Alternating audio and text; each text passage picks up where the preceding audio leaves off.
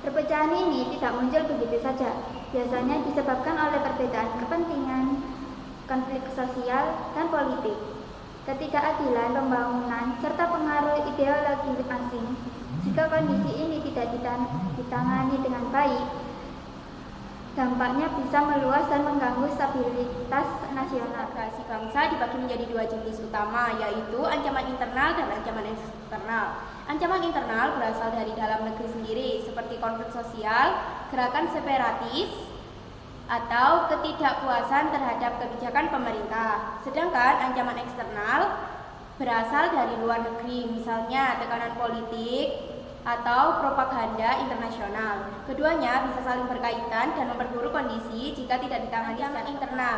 Salah satu contoh ancaman internal adalah gerakan separatis oleh Organisasi Papua Merdeka atau OPM. OPM merupakan kelompok yang ingin memisahkan wilayah Papua dari NKRI dan telah aktif sejak tahun 1965 hingga sekarang.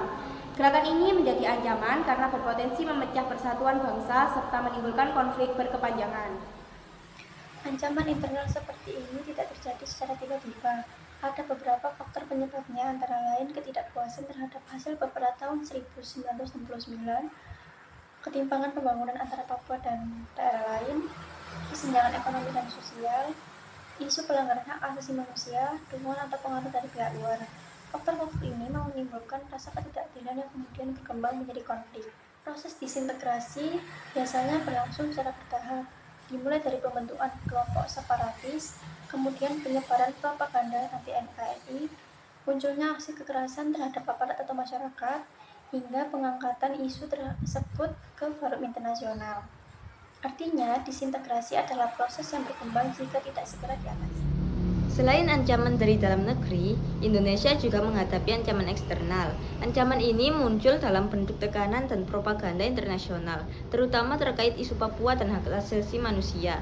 Dukungan moral atau legitimasi dari luar negeri terhadap kelompok separatis dapat memperkuat konflik internal. Ancaman disintegrasi memberikan dampak negatif bagi Indonesia, antara lain stabilitas keamanan nasional terganggu, terhambatnya pembangunan, munculnya korban jiwa dan trauma sosial, menurunnya citra Indonesia di mata internasional. Dampak ini tidak hanya dirasakan pemerintah, tetapi juga masyarakat luas. Dampak bagi masyarakat Papua. Masyarakat Papua menjadi pihak yang paling merasakan dampak dari konflik berkepanjangan. Kondisi keamanan yang tidak stabil memengaruhi aktivitas sehari-hari, pendidikan, ekonomi, dan kesejahteraan masyarakat. Indonesia melakukan berbagai upaya untuk mengatasi ancaman disintegrasi dengan pendekatan yang lebih menyeluruh. Upaya tersebut meliputi pendekatan keamanan, kebijakan otonomi, kasus Papua, percepatan pembangunan, serta diplomasi internasional. Tujuannya adalah menjaga keutuhan NKRI sekaligus meningkatkan kesejahteraan masyarakat. Berdasarkan pembahasan yang telah kami jelaskan, dapat disimpulkan bahwa ancaman disintegrasi bangsa berasal dari faktor internal dan eksternal yang saling berkaitan.